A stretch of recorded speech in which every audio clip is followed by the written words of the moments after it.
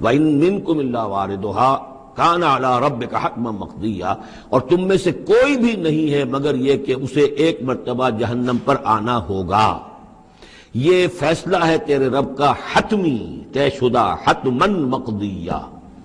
اس کا جو مفہوم سمجھا گیا میں اسے اتفاق کرتا ہوں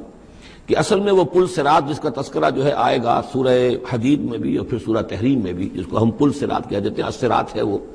یہی صراط مستقیم جس پر ہم چل رہے ہیں، یہ عالم برزخ کے اندر جا کر اور قیامت کے دن جو ہے یہی پل صراط بن جائے گا اور یہ جہنم کے اوپر ہوگا۔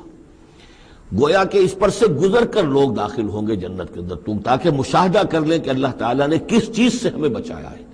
اور وہاں پر جو جہنمی ہیں وہ ٹھوکریں کھا کھا کر اس میں گرتے جائیں گے، چونکہ ان کے پاس روشنی نہیں ہوگی۔ یہ مضمون جو ہے کھل کر آئے گا سورہ حدید میں اور سورہ تحریم میں۔ تو یہ فرمایا کہ آنا تو ہر ایک کو پڑے گا، ہر انسان کا گزر اس پر ہوگا، تاکہ اور اس میں یہ کہ یقیناً جو بچا لیے جائیں گے ان کے دل میں کس قدر اللہ تعالیٰ کی کہ اس رحمت کا اور مغفرت کی قدر کتنی ہوگی کہ اللہ نے ہمیں کس انجام سے بچایا۔